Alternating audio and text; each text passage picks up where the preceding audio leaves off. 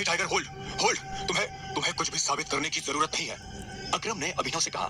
वो अभिनव को किसी तरह की परेशानी में नहीं डालना चाहता था।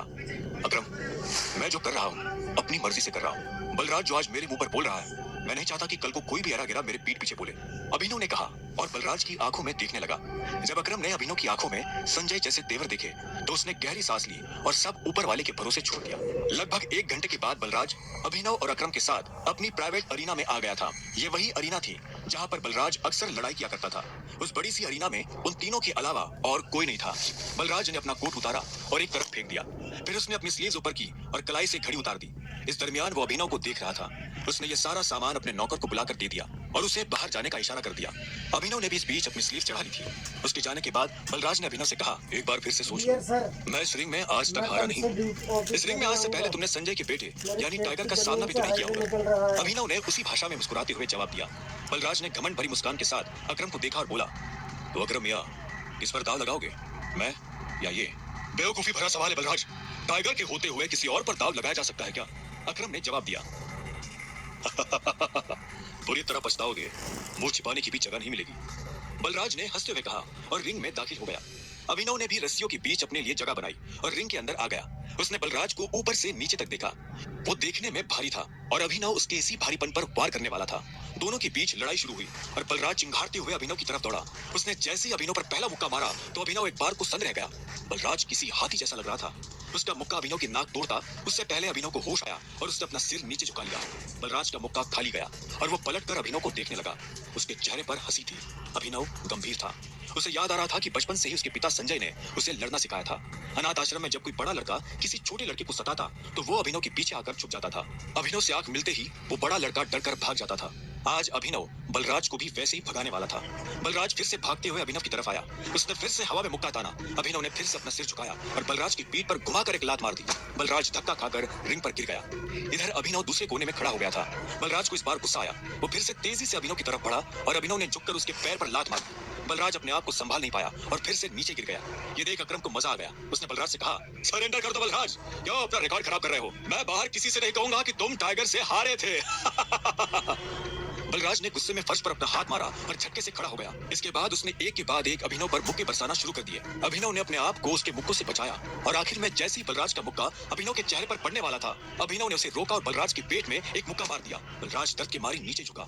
इतने में अभिनव ने बलराज के पीछे आकर अपने दोनों हाथ उसकी कमर में कसे और उसे हवा में उठा दिया। ये देख अकरम का मुंह खुला का खुला रह गया था। आखिर में अभिनव ने बलराज को एक पल के लिए हवा में थमा और फिर उल्टा पटक दिया। बलराज के मुंह से चीख निकल गई। वो चीख सुनते ही अकरम को मजा आ गया।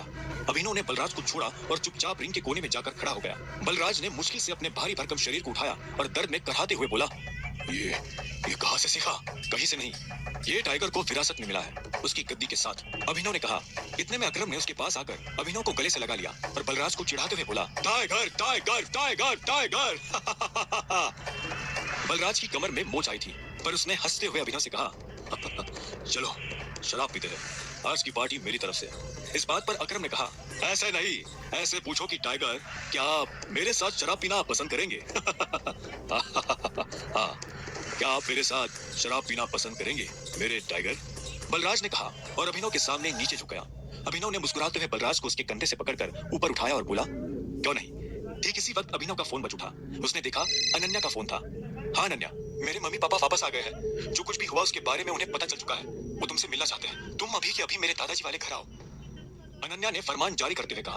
अनन्या को पता नहीं था कि वो टाइगर से बात कर रही है। अभिनव ने चौंकते हुए कहा, क्या अभी? हाँ, इतना हैरान होने की जरूरत नहीं है, जो किया है उसे भुगतो। अनन्या ने इतना कहते ही फोन काट दिया। अभिनव ने फोन जेब में डाला। इतने में अकरम उसके पास आया और बोला, क्या हुआ, सब ठीक है? हाँ अकरम, सॉरी बलराज, लेकिन मैं तुम्हारे साथ नहीं आ पाऊंगा। मुझे अभी अपने ससुराल जाना पड़ेगा। मेरे सास ससुर आए हुए हैं। ससुराल? तुमने शादी कब की? बलराज ने चौंकने से कहा, लंबी कहानी है, फिर कभी बताऊंगा। अभिनव ने जवाब दिया। बलराज ने आगे कहा, वैसे अकरम, हमें मोंटी को बुलाकर बता देना चाहिए कि नहीं, अभी नहीं, जब तक चीजें साफ नहीं हो जाती तब तक किसी को भी भनक नहीं लगनी चाहिए कि टाइगर लौट आया है। मोंटी जो कर रहा है उसे करने दो, अकरम ने कहा। इतने में अभिनव ने कहा, चलो मैं निकलता हूँ। अकरम, तुम्हें याद है ना, मुझे कल से एक नई नौकरी। हाँ, तुम कल ऑफिस आ जाओ, मैं अपने सेक्रेटरी को बोल दूंगा, तुम्हारा काम हो जाएगा। ये सुन अभिनव ने अकरम और बलराज से हाथ मिलाया और वो बाहर आ गया। उसने अपने जाने के लिए कैब बुक कर ली थी। जैसे ही वो कैब में बैठने वाला था कि इतने में अकरम भागते हुए उसकी तरफ बढ़ने लगा। अभिनव ने देखा उसके हाथ में कुछ था। इतने में अकरम पास आया और उसने एक छोटा सा बैग अभिनव को थमा दिया। इसमें क्या है? वही शराब जो हमने होटल में पी थी। अपने सास ससुर को पिलाना। उनकी पूछतों ने भी कभी इतनी महंगी शराब नहीं पी होगी। अकरम ने कहा और इस बात पर दोनों हंस पड़े। आखिर में अभिनव ने कहा, इन सब के लिए thanks, thank you so much, और तुम्हें भी वापस आकर हमारी उम्मीदें जिंदा करने के लिए। अकरम ने कहा। अभिनव मुस्कुराया और वहां से निकल गया। उसे पूरे रास्ते ये घबराहट हो रही थी कि आखिर अनन्या के माँ बाप उसे देखकर कैसे रिएक्ट करेंगे। वो उनसे पहली बार मिलने जा रहा था। ये सोचकर ही उसकी हथेलियों में पसीना आने लगा था। कुछ देर के बाद गाड़ी अनन्या के घर के बाहर आकर रुकी। अभिनव नीचे उतरा और गहरी सांसें लेते हुए घर के अंदर पहुंच गया। उसने देखा कि अनन्या के माता पिता यानी शर्मिला और राजीव सोफे पर बैठे हुए थे। वो उन्हें देखते ही पहचान गया था। वो दोनों भी अभिनव को अंदर आते हुए देख रहे थे। अभिनव जितने अच्छे से मुस्कुरा सकता था वो उतने अच्छे से मुस्कुरा रहा था। नमस्ते मम्मी जी, नमस्ते पापा जी, ये मैं आपके लिए लाया था, अभिनव ने हिचकिचाते हुए कहा और बोतल उन दोनों की तरफ बढ़ा दी। शर्मिला ने अभिनव को देखते ही अपना मुंह फेर लिया था, लेकिन राजीव की नजर जैसे ही बोतल पर पड़ी तो उसने तुरंत अभिनव के हाथ से बोतल ले ली। क्या बात है, ये तो काफी महंगी लग रही है। माय गॉड, क्या खुशबू है, देखो, राजीव ने कहा और बोतल शर्मिला की तरफ बढ़ा दी। शर्मिला ने उसे झटके से दूर किया और बोली, क्या तुम भी? मुझे तो लगता है कि ये कहीं से बोतल चोरी करके लाया होगा। तुम्हें लगता है कि इसके जैसा आदमी इतनी महंगी शराब अफोर्ड कर पाएगा? अभिनव के पास उसकी इस बात का कोई जवाब नहीं था। इतने में शर्मिला अपनी जगह से खड़ी हुई और बोली, और तुम ये क्या लेकर आए हो? हमारी बेटी के साथ जबरदस्ती करने के बाद हमें रिश्वत देना चाहते हो, और वो भी चोरी की शराब? हाँ, ये सुन अभिनव को बुरा लगा। उसने कहा, सॉरी, लेकिन मैंने ना तो किसी के साथ कोई जबरदस्ती की है और ना ही चोरी। अच्छा, तो मेरी बेटी के साथ तुम्हारा भूत सोया था। तुमने ये सब इसलिए किया ताकि तुम मेरी बेटी की जायदाद हड़प सको, वरना कहा तुम और कहा मेरी बेटी। अभिनव को ऐसा लगा जैसे उसके सीने में किसी ने छुरा घोंप दिया हो। कोई भी उसकी बात सुनने को राजी नहीं था। हाँ, ये बात ठीक है कि वो अनन्या के साथ एक बिस्तर पर सोया था, लेकिन उसने ये सब जानबूझकर नहीं किया था। उसे खुद नहीं पता था कि वो अनन्या के कमरे में कैसे पहुंचा। अगर उसे पहले से ये सब पता होता तो वो कभी ऐसा नहीं करता। पर आखिर में अभिनव ने कोई सफाई नहीं दी। उसे पता था कि कोई फायदा नहीं होगा। शर्मिला ने गुस्से में उबलते हुए कहा, गूंगे हो, मुंह में जुबान नहीं है साले? और वो अभिनव की कॉलर पकड़ने के लिए जाने ही वाली थी कि इतने में राजीव बीच में आ गया और बोला, शर्मिला, शर्मिला रुक जाओ प्लीज। अभिनव बैठो, राजीव ने अभिनव से कहा। शर्मिला अभी भी गुस्से में उसे देख रही थी। अभिनव बैठा और राजीव ने आगे कहा, जो कुछ भी हुआ है उसके बारे में हमें सब कुछ पता है। अनन्या को भी नहीं पता ये सब कैसे हुआ, और मुझे भी लगता है कि ये कोई बहुत बड़ी गड़बड़ हुई है। पर जो भी हो, अब तुम्हारा और अनन्या का जो रिश्ता है उसे बदला नहीं जा सकता। अभिनव ने हाँ में सिर हिला दिया। वैसे भी जो कुछ हुआ उसका उसे मलाल नहीं था। अगर वो अनन्या से नहीं मिलता तो वो अकरम से कभी नहीं मिल पाता। साथ ही वो बाहर की दुनिया में अनन्या का नाम भी खराब नहीं होने देना चाहता था। ऐसे में वो भी नहीं चाहता था कि ये शादी टूटे। राजीव ने आगे पूछा, तो तुम काम क्या करते हो? मैं डिलीवरी बॉय का काम करता था, लेकिन मुझे आज नौकरी से निकाल दिया गया है। अभिनव ने कहा। उसके ये शब्द किसी बम की तरह उन दोनों पर गिरे। इससे पहले कि शर्मिला कुछ कहती, राजीव ने कहा, कोई बात नहीं, लेकिन तुम्हें जल्द से जल्द कोई नई नौकरी ढूंढनी होगी, वरना तुम मेरी बेटी से लीगली शादी नहीं कर पाओगे। अभिनव ने हाँ में सिर हिला दिया। अब तुम जा सकते हो, राजीव ने शांति से कहा। अभिनव उठा और बाहर निकलने लगा। इतने में शर्मिला के गुस्से में और एक उबाल आया और वो अभिनव के पीठ पीछे बोली, देखो कैसा ढीठ है, ओवर कॉन्फिडेंस देख रहे हो इसका? जेब में 10 रुपया नहीं है पर चल ऐसे रहा है जैसे किसी जंगल का टाइगर हो। राजीव, तुम्हें लगता है कि कोई इस जैसे लीचड़ को काम पर रखेगा? ये सुनते ही अभिनव पलटा और बोला, रखेगा नहीं, रखेंगे, मेरे लिए काम की कमी नहीं है। सुना तुमने? शर्मिला ने राजीव की ओर देखकर पूछा।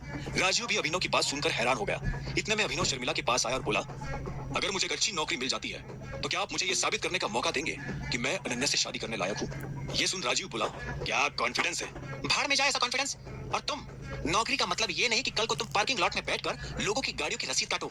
मेरा मतलब है एक नौकरी जैसी नौकरी। अगर कल तक तुम्हें वो नौकरी मिल जाती है तो तुमने जो कहा है मैं उसके बारे में सोच सकती हूँ। शर्मिला से ये सुनते ही अभिनव के चेहरे पर एक बड़ी सी मुस्कान आ गई। शर्मिला को नहीं पता था कि अभिनव कौन है और उसके पीछे किसका हाथ है। उसने मुस्कुराते हुए हाँ में सिर हिलाया और घर के अंदर जाने लगा।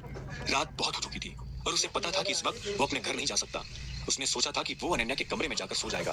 वैसे भी अब दोनों पति पत्नी थे। ऐसे में अभिनव जैसे तैसे उस बड़े से घर में अनन्या के कमरे के बाहर पहुंच चुका था। उसने दरवाजे पर नॉक किया।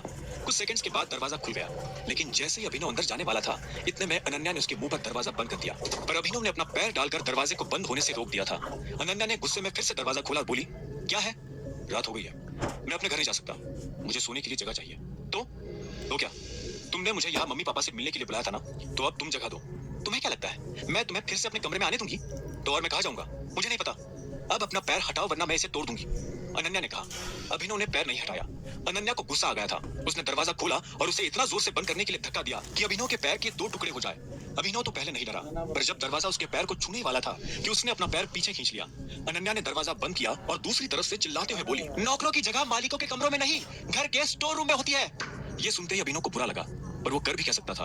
उसने बस बंद दरवाजे को देखा और हताशा से अपना सिर हिलाने लगा। अब आगे क्या होने वाला था? कहाँ सोने वाला था अभिनव? और क्या उसे इस घर में कभी इज्जत मिल पाएगी? और क्या होगा जब अनन्या के घर वालों को अभिनव की असली पहचान के बारे में पता चलेगा?